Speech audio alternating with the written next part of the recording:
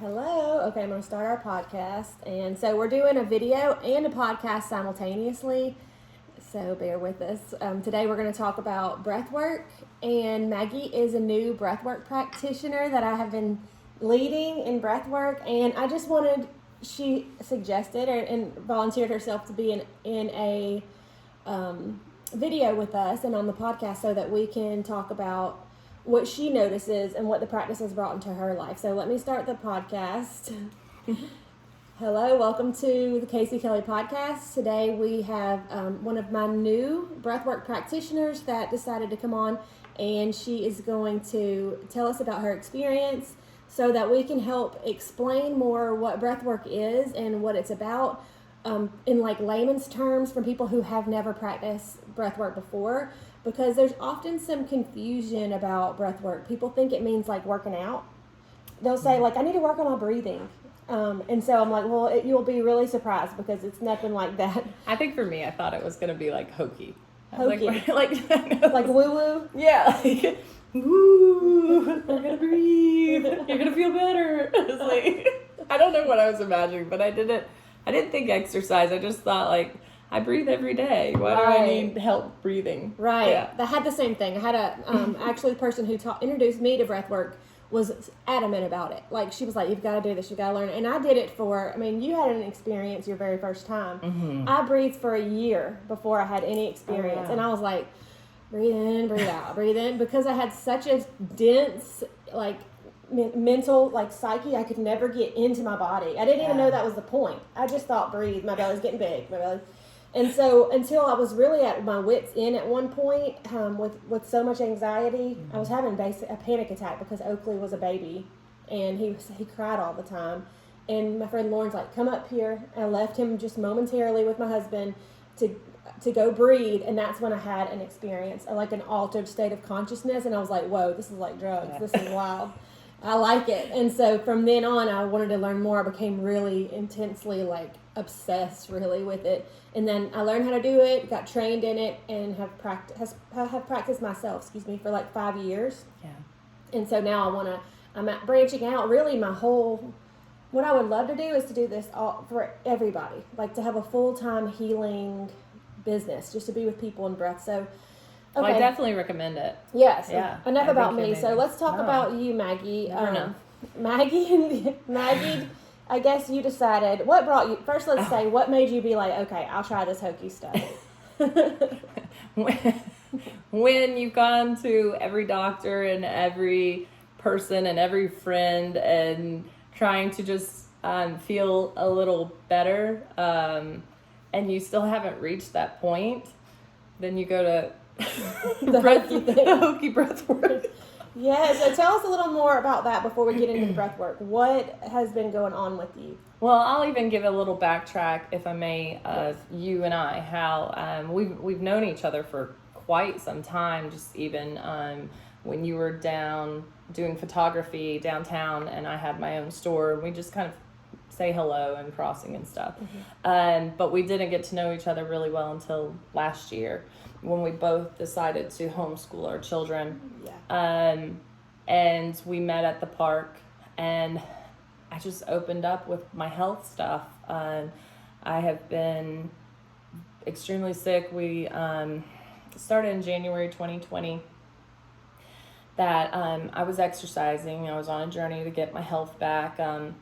I'd had an urgent surgery in 2018, and it messed with my immune system, and it messed with just my hormones and my thyroid, and I was just completely out of whack. And when we moved back here, my hormone specialist said it's going to take 2 years to get your immune system back. So I was at that point, and I always know when my hormones and thyroid are back on track because I just dropped like 10 pounds. So I knew I was ready to go. So I started getting back into like jogging and walking the neighborhood. And then we had the COVID happen. And so, I took an opportunity to just even walk even more just because, my mind was consumed, but I was struggling with breathing. So sorry, went into this whole thing, but I just couldn't catch my breath. And then I even met a neighbor, and we'd walk nights, and I'd be like, and she's like, oh my gosh, you can slow down, or like, we'll slow down, and I was like, okay, it's okay. And then I finally had to stop walking altogether. It was just getting worse. Cough. I had a cough, shortness of breath, fevers, daily low-grade fevers, chills, just this random. And here we are. I'm about a year and 7 months, I'd say. I don't know my dates right now, but going on 2 years, and I still have zero progress, I should say. I have some answers, but I have zero progress, and it takes a lot on you mentally. And so Casey, when I opened up to her, stated, she's like, please come do this breath work. And she'd mention it each time, not pushing, but just, I think this will work for you. It wasn't until about a year later that I finally reached back out to you and just said, yeah, let's try this. It's really, everything going on is really messing with my mind now. Right. And I don't want to lose my mind when I feel like my body is given out, and yeah. Right. So she reached out to me, and we scheduled her first breathwork session. She had no idea what to expect. She had, she thought it was hokey maybe, and no, we don't know what it is because it's something you have to experience yourself, and until you experience yourself, it's just whatever your mind makes it. That's what it'll be for you. And so, we had our first session here, and we had a great session. I want to know, so you go into the session, you don't know what to expect. You're a little apprehensive. I think I wasn't so much apprehensive at that point. Okay. I think I was just open and ready for any kind of just release, even if it's breathing. I can't breathe right now. So, it seemed to make sense. Like, heck, she can maybe just help me breathe for a moment and not think about every breath I take. But it went to a place that I did not imagine it going. Yeah. It was intense. Okay, tell us. So the first session, which I think I did that video after that first session, just to say. So Maggie put a video out there after her first session. You can go find it on her Facebook page if you're her friend, and you're posting this on your page, so your friends can go back and watch it. Yes. So I didn't give much detail because I was still taking it all in, and I just reached points in my body through my breathing with the assistance of Casey. It's not something that I could have ever done on my own. I will go ahead and say that. And I love that too. Casey knows my faith, of my Catholicism faith, and that the Blessed Virgin Mary, of course Jesus, God, the saints, they're all a part of me, my faith, and my religious journey. So she kindly brings that in with us. When she turned on the music, I was like, this music's not going to work for me. But she, without a complaint or anything, she's like, well, what'll work? So that day we put on Enya. Yes. I think Enya brought me to some definite places of mother. It was a very motherhood place I went to. Just part of what we had found out that I'm going through some female issues. And I lost my grandmother to ovarian cancer, and that's I was 7th grade, so it's been many years, but I don't think I've ever coped and dealt with it. And I've just been feeling her and missing her a lot. So that was strong on my heart and mind.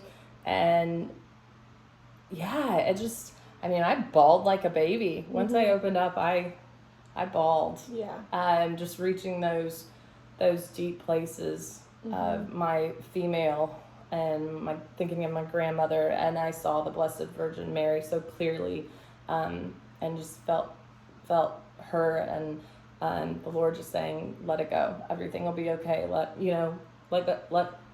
God take care of this, as He should, and but it also opened me up to something I've been wanting to do, and I keep pushing off, and working at a pregnancy center that's in the area. just because I could only have one child. He's a miracle beyond miracles, but I could only have one, and I had to have, or was told I had to have a hysterectomy, which I'm really finding out now that didn't actually have to have that hysterectomy. So it feels like a loss of any chance that I had to have other children. So yeah, there's just like a void place, and we reached it. Yes, and breathwork will help you be with like the loss, the grief. There's a lot we don't access in everyday state of consciousness because we live in a society where we have to keep it together, and everybody walks around like everything's good, but really most people that I've discovered are not okay. Most people are either numbed out or so repressed they don't even realize it's there, or they have gone past that point to where they're starting to have things happen. Their life is becoming unmanageable, or they start to have chronic illness. And it's our body's way of communicating, really screaming at us, because it starts with a whisper, and then it starts with a little nudge, and then it says, wake up.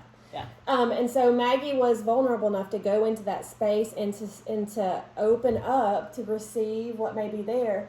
And you still don't have answers for anything that's going on, but because I don't claim that the breath work would ever heal anything. It may be healing, but what does it help bring to whatever our situation is?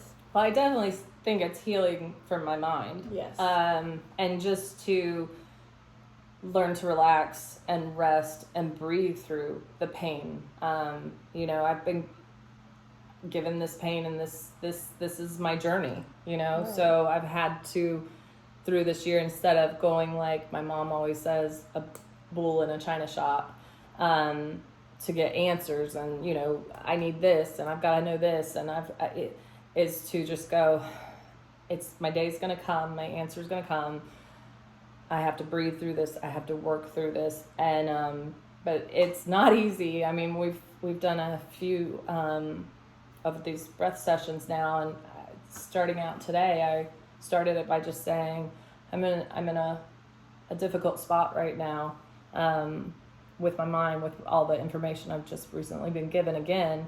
Still no direction, still not really answers, but yeah, it really, so it helps me work through and relax my body, by breathing through it. Yes, to be like for me, it's like a state of acceptance, because like she said, our life journey is laid out before us, and it's for us to walk alone. And whenever it comes to chronic illness, it's just an acceptance of like really noticing and seeing and not fighting against always, because that strains our energy to constantly be like, everybody's like, fight the war on this, and all of that is from an energy of like pushing back at it, instead of the surrender, the Mother Mary energy of holding, it's just a soft energy that will restore energy to your body and allows you to be in a space to heal. Because when we're always pushing back, the energy does not flow in a way that can heal. And you don't give your body that chance to heal. Right. I mean, I was literally this time last year running around like a chicken with my head cut off. I mean, just circles, just really no direction, couldn't breathe, couldn't take a deep breath. I'm sure when we went on our little picnic dates and stuff, I was just cuckoo. I mean, I was trying to enjoy myself, but at the same rate, I'm like, and I couldn't even enjoy a conversation with you. It only revolved kind of around my health. Right. Well, yeah, I mean, that's what happens because it wants to be addressed. So it's something in you begging you, though, to please look at me, please notice me, see me. And that's for you to see. For you to turn inward and see you. You know what I mean? To see Maggie. Absolutely. And that's what breathwork gives us. It offers us this chance to be in a space. And the way that it works, just physically, is when you'll lie down, and I'll take you through a little bit of a meditation to soften and start to settle into like your body, because in our society we spend most of our time up here. Like if you close your eyes and you ask, where am I in my body? Like where does my awareness lie? Everybody says here, because we think that's where we live, but we have all downstairs. Look at the shoulder pain you get. Like we all have such shoulder and upper back pain. Yes. And to me, that's just Yeah, because we're exactly. holding so literally much physically holding this energy up. But the wisdom of our our bodies have what millennia, all kinds of not past lives, but like from our DNA, from our ancestry, all that everybody's been through. The resiliency lies down here, not just in the little what we've experienced in just our lifetime and what we think we know up here.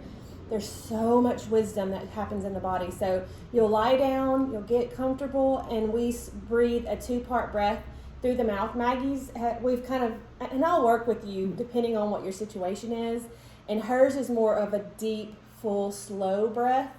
And you'll breathe down as low as you can breathe down into your lower belly. So it'll be like up into your heart and throat, and then out.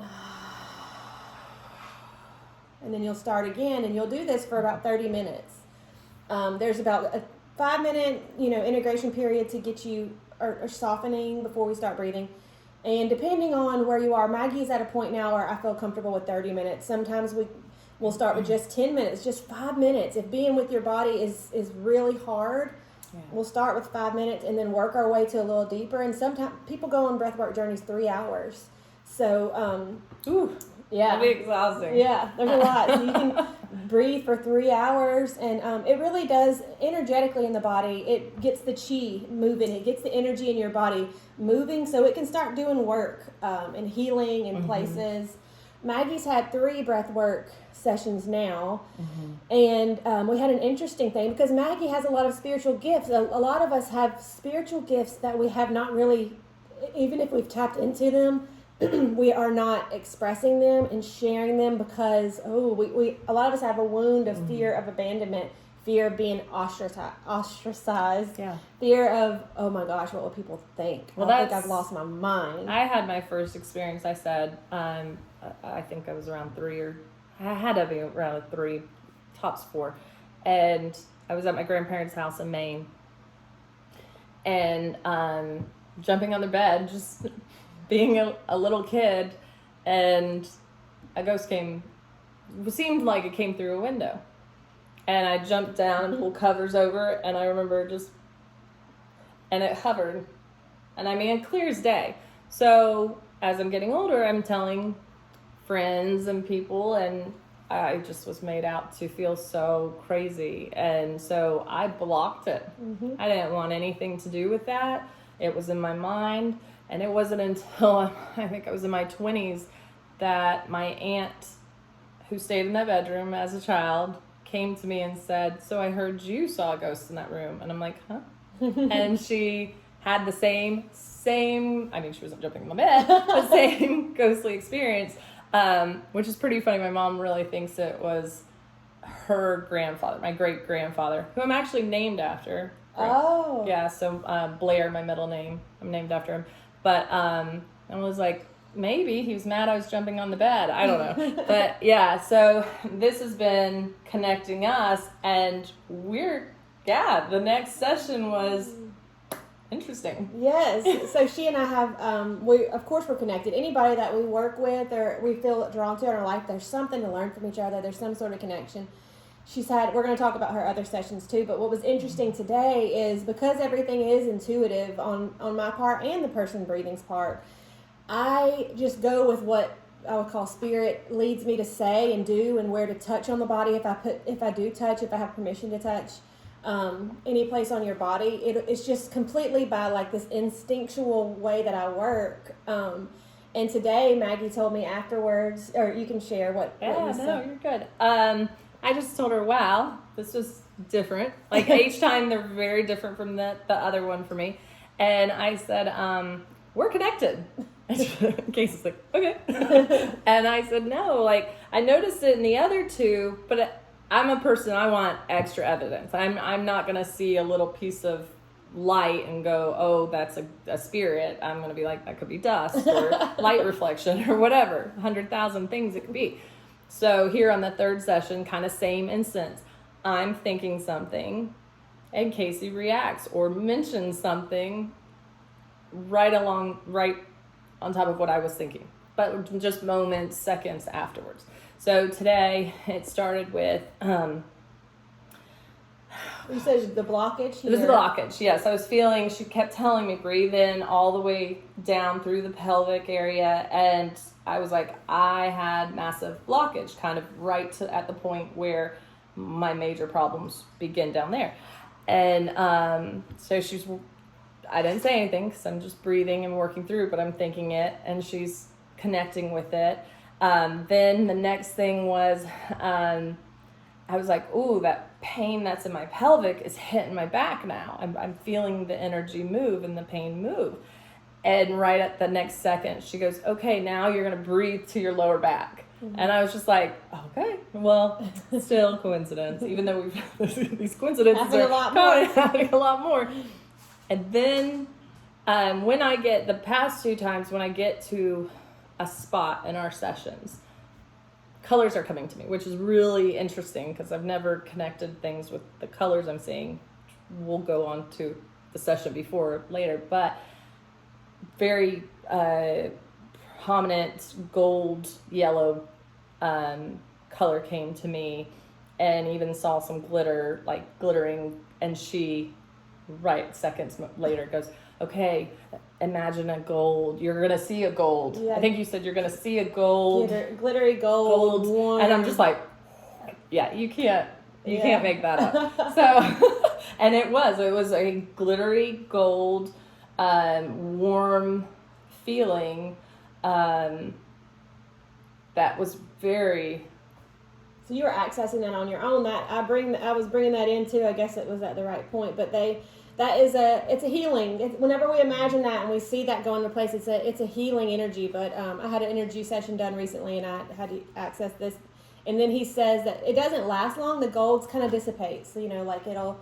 And so you bring that on, and then you bring in another color. What color did you pick? I wanted to know. For the I couldn't pick a color. You couldn't. I couldn't pick a color. Actually, it became very dark and smoky. Oh, like a smoky? Yeah, but that's when the dragon came back. Oh, okay. No, another story. That's another story. But for a moment, I saw a dragon's eye. Uh-huh. And then just quickly an outline of the dragon, and then purple came back. Purple. For a moment. Okay, so we'll get into this. So my mom, my podcast listeners know that my mom passed away. It's almost been a year. October 13th was when she died. And her favorite color was purple, and there's been several people that have said, hey, they'll say something about purple. I'm seeing purple in relation to my mom. So in the spirit realm, and Maggie and I have different beliefs about like spirits that transcend or whatever, which it doesn't matter. But the purple color is, I know it's my mom. It has, especially when someone's talking to me, that's with me, Okay. And so Maggie goes into Breathwork for her second session, and this is the experience. Yes, it was really deep. I had tears running down, but I wasn't crying. Felt like it came from a different place. So I just felt almost unattached to, like somebody else was kind of controlling things. And as we went on, I see this purple was started out as a white light, and I'm like, kind of at that point, Casey's like, okay, hold. And I was holding, and I'm like, ooh, this is going to be an awkward session if I go to the white light right now. Oh, yeah, that's right. And then I was like, oh, I don't want to go to the white light. And then, but the light turned purple, but it was just like a tunnel. It kind of freaked me out because I felt no association to anything with purple.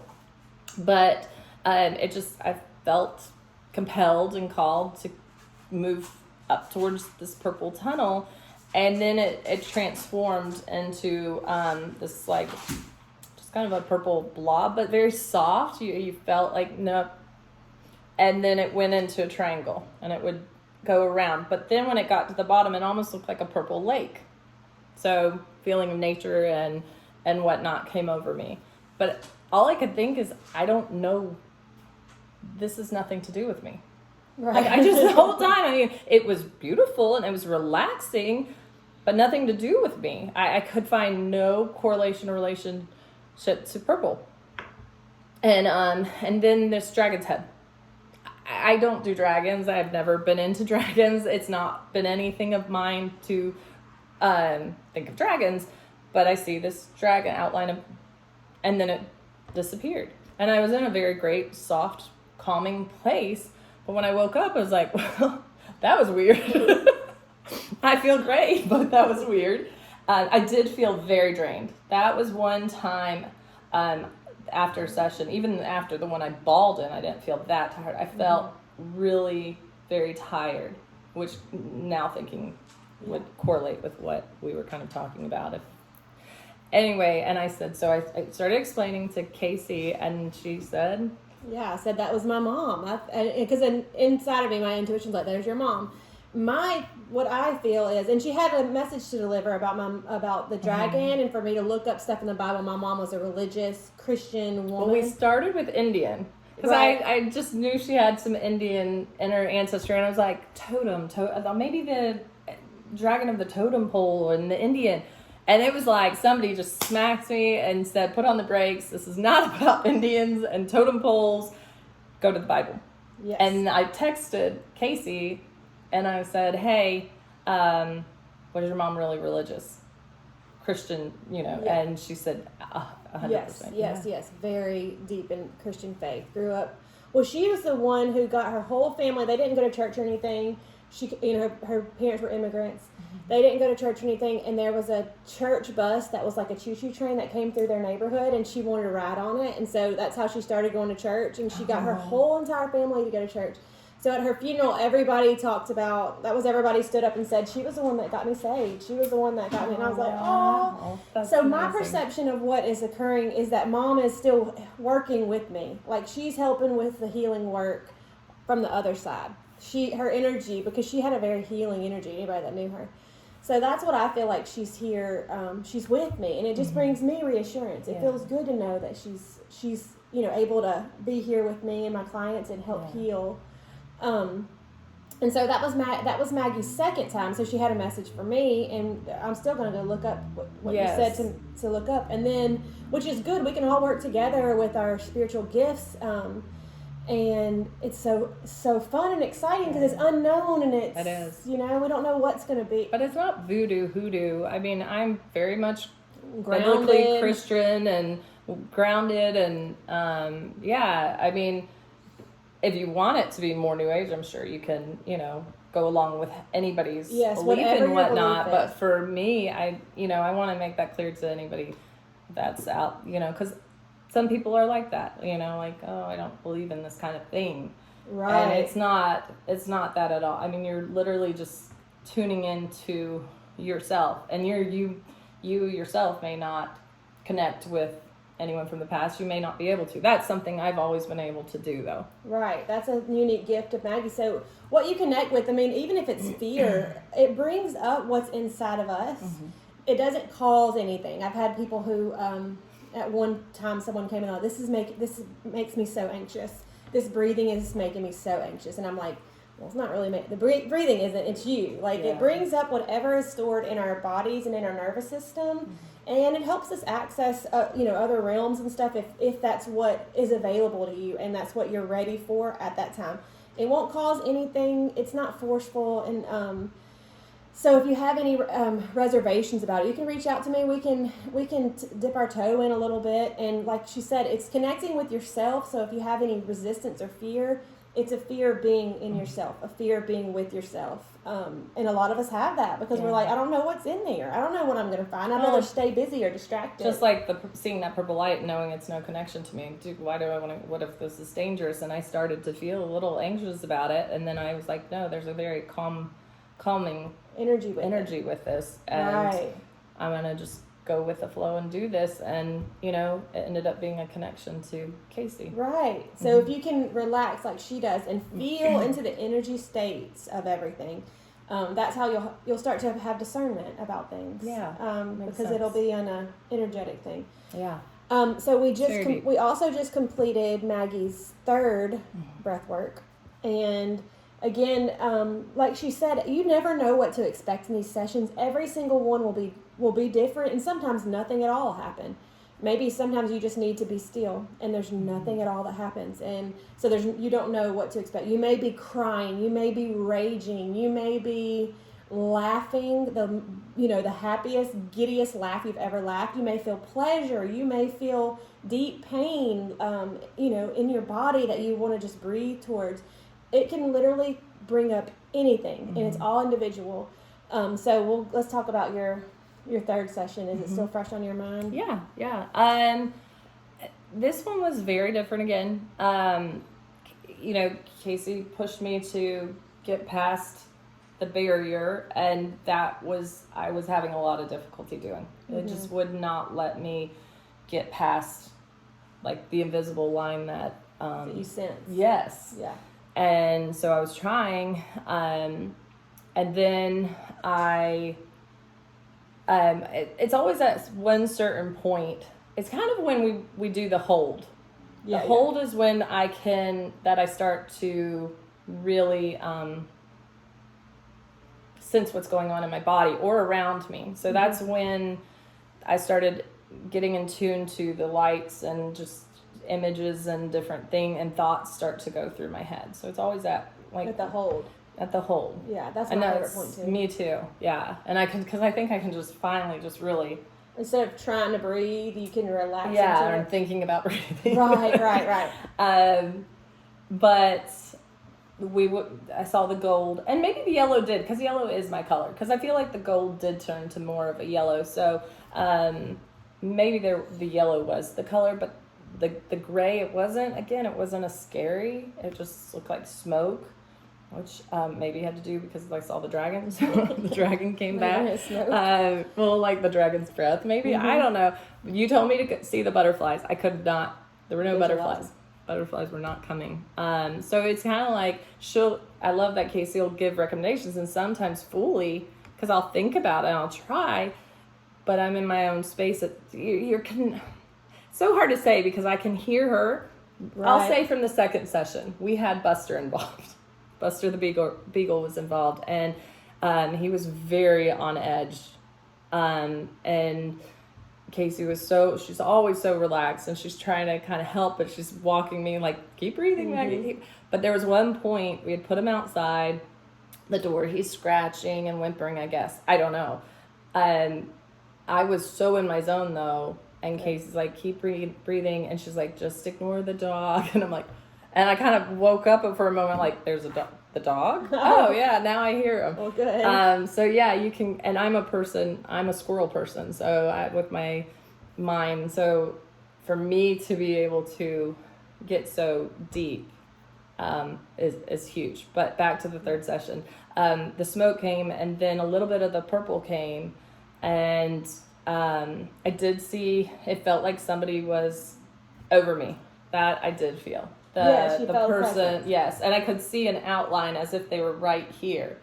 And then, I reached up to try to, because I felt a warm, because we have the AC kind of hitting us right on this side, so this side was colder throughout the session, but at that point it was warm from about here up. And so went to touch, and I guess I scared them away. Oh, yeah. They disappeared. Well, I think maybe just coming out of that space to physically may have brought it. My stomach's growling. So I couldn't hear it. No, okay. You're good. The breathwork sessions are always going to be different, and there may be a presence, especially like she said, any faith that you have. This can be part of it. It's not like you're doing something that's some other faith. This is a very neutral thing. It's the breath of life. It's what, God, if you believe in God, gave us as part of creation. And it's a beautiful access point to really get down into your body where your spirit and your intuition is. Mm-hmm. And so I've had times where I felt like the presence of Christ and could feel hands laid on me. Like I asked the person with me, did you touch me? And they're like, no. Oh, wow. And I'm like, I could literally feel a hand, like a physical hand. And I knew that there was healing being done in my body. And I had the same wall here. A lot of us do. We're cut off from down here where a lot of our wisdom is. Mm-hmm. A lot of our... It's like below the belly button to the pelvic. Yes, down into the pelvic bowl. Mm-hmm.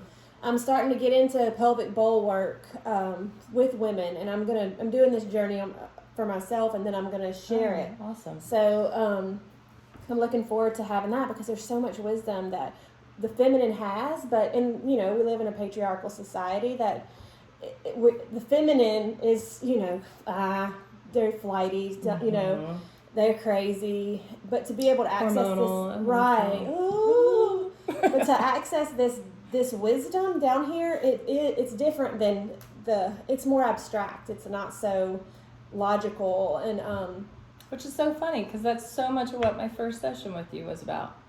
It was just about the female, and that's when I felt the Blessed Virgin Mary really present, which would make sense. I mean, the mother of Jesus, but I felt her so strong and saying it's okay, but that I could do things in other ways because, and we even talked for a while about that, just that as women, building up other women and being proud of being a mother. My gosh, what a hard job, and just carrying the baby in the womb and giving birth alone. Right, and breastfeeding. And or choosing that you can't breastfeed. I mean, it's so, because I remember having a friend who couldn't. She had the infection develop, and she felt like a failure then. Right. It's like whatever we do, we can't do it right. You know? Yeah, that mother, and there's a stay-at-home mom energy I'm a stay-at-home mom. Yeah. And it's a real, it's an unworthy energy. A lot of stay-at-home moms have it because in our society, you're not making any money, so you're not, and a lot of the things you do are intangible because you're raising up souls. Like, you're hugging, nurturing, caring, supporting. Right, that's almost like you're expected to do more because that's just not enough. And it's like, I celebrate this. It's so funny you brought that up because yesterday it was really heavy on my heart about being a stay-at-home mom and how the attention needs to be brought and be proud of. Because when I was in Philadelphia, it was immediately, what's your education? Like, what have you done? I want to... Who are you? So I can see where you are on my list. I know. It's almost like, hi, I want to be your friend. Let me see your documents. Right. It felt that way sometimes. And I kind of had some reason that came back in my mind, and I was replaying it deeply. So it's so interesting we brought that up because I was like, no, I'm never not going to be beyond proud of my job right now. The work you're doing. Yes. It's so invaluable. It'll be with Clark and forever. You can't take that time back. And I mean, not everybody's able to stay at home. I know a lot of women wish they could and they can't. And a lot of women that are home and wish they could work. And I mean, whatever you want to do and decide to do is beautiful as a woman. But I feel like this, I just know specifically this, stay-at-home mom, this energy of, I'm just a stay-at-home mom. I'm just a stay-at-home mom. It's this lower, I don't know. It's just an energy that I can sense. Instead of saying just a stay-at-home mom, we need to say, I'm a stay-at-home mom. I'm a stayat-home mom. I am dang well proud. Yeah, because I mean, it's not an easy thing, and so anything you're doing as a mom, because I know plenty of working moms who it's so hard. Oh yeah, because they want to be able to do both things, or they want to be that stay-at-home mom and they just can't. They can't because their life circumstances. That's so funny too. I just had a Facebook friend. You know who you're talking about? Who just celebrated she is quitting her job and she is going to be a full-time stay-at-home mom, and she was celebrating. So good. Congratulations to her. Yes, absolutely. So it kind of goes back to, if you're feeling a pull whatever direction, go for it. Do not feel embarrassed or shameful or I've lived that way too long, and that we just spoke about that earlier. Right. Yeah, that quiet moment. But I feel like with the stay-at-home mom thing, with the feminine wisdom. So stay-at-home mom, working mom, somewhere in between, whatever it is. I know we're taught, especially in religion, the husband is the head of the household. Mm-hmm. And he is in a lot of ways. Mm-hmm. But also this feminine wisdom that we have access to, whenever we follow that guidance inside of ourselves, it will be ultimately what's best for our whole family. Because if mama ain't happy, nobody's happy. Everybody knows that. So if mommy is neglecting herself, putting herself last, has an empty cup, because our energy influences the home. Mm-hmm. And whenever it's what sets the tone for our home. So you may feel guilty at first starting to do things like this, starting a breathwork practice, or hiring a healer to come help you do this stuff, mm-hmm. or going for exercise, leaving the baby with your husband or with a caretaker for a little while. You may feel guilt, but it's going to replenish you in so many ways that will influence the whole household in a positive light. So you do have to put yourself first.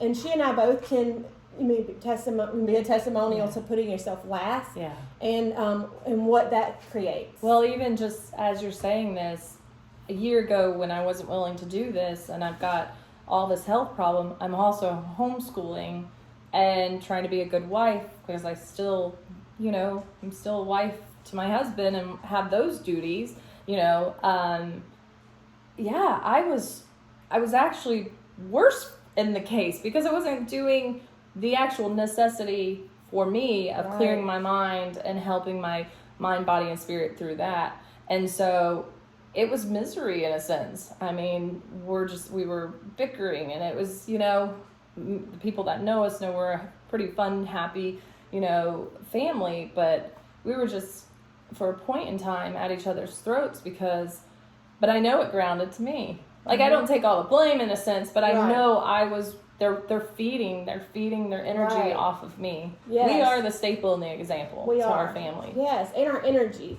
Mm-hmm. We don't prioritize the energy, the frequency that we're in. Mm-hmm. And we it's so funny, because as you start to attune to energy, and like you can feel people and you feel their heart and feel where they are, you will be able to see somebody who's just smiling, but you can feel underneath that there's a deep sadness or hurt, or they're not taking care of themselves. And that's what everybody senses. Kids, babies are so receptive. Oh, definitely. And animals. Animals can sense. We can all feel each other. So that's why I want to offer for people to, especially women, to just put yourself first. You're not responsible for other people's emotions. You're not responsible, but you do have an influence. It's a powerful thing. You are a powerful being, and your energy does influence others. Absolutely. And I know we all want to have healthy, whole, happy households. And so that's why I say prioritize yourself. Everybody's going to be all right. Yeah. And the more you teach them, your kids, and especially if you have daughters, sons will learn. Mm-hmm. I mean, I feel like they'll learn to take care of themselves, because men don't seem to have as much problem with that maybe as women. I think it's hidden, though. I think we do. I think our boys, not in a way that we feminize them. Right. But they need those hugs. They need those loves. They need the release, because I think through the decades, if you really are read up and study, there was a lot happening to boys, and they felt they had to be a man, so they keep it to themselves, and there was no release.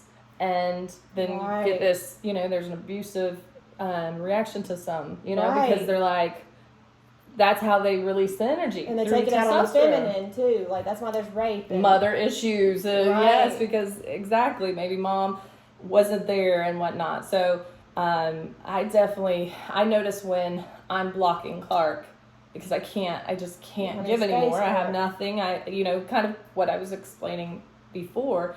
But when, he'll go, Mom, I need a hug. Aww. And sometimes I'll walk away still. I'm mad right now. And then it's like, no, he just told you what he needs. Aww. He needs that hug, and he needs to feel my energy closer. I really do believe it's still an energy transfer thing. Because they can feel. And from us here, to being closer, he's really getting, and it relaxes me. So maybe he even knows that I need some of his energy. Yes. Yeah. So it's important. It is important and your energy is the priority, and then it teaches your sons. You'll be more of a reservoir and receptivity for them, and to hold them, and for your daughters to teach them that it's okay to put yourself first. You don't have to always be lowly and below everybody else. You can put yourself first. That way you can be of service. Yeah. Because we do want to be of service. It's in our nature to care and love and nurture, but if we aren't prioritizing our own self and our spiritual, emotional well-being, we really can't be of service in the way that we desire. So whenever our bodies are speaking to us and our life circumstances are speaking to us, it's an opportunity for us to listen and to slow down and to soften and to breathe. I feel like that encapsulates what we wanted to share, but thank you for coming and doing this for me. Anytime. I'm happy every time. I love what Casey has the gifts she's given me, and I'm so thankful that I hopefully gave the gift back. I can't wait. Could we do another one and explain what the dragon is? Yes. We'll come back and do another video at another time whenever we find out more about what's coming through Maggie. And if you want to book a session, just message me. You can message me on Facebook, Casey Johns Kelly. DM me there, or you can email me, Casey, so it's CASEYJ Kelly with an EY at gmail.com. And you said you do virtual, right? Yes, I can do virtual. So if you're not local to Enterprise, Alabama or surrounding areas, then we can do virtually, and I can lead you through it anywhere in the whole world. I have friends all over in Bali and here and there, and we still are able to make it work. So, just message me if you decide you need some support. I highly recommend it. Thank you, I've enjoyed Maggie. it. Thank you. Y'all have a good day.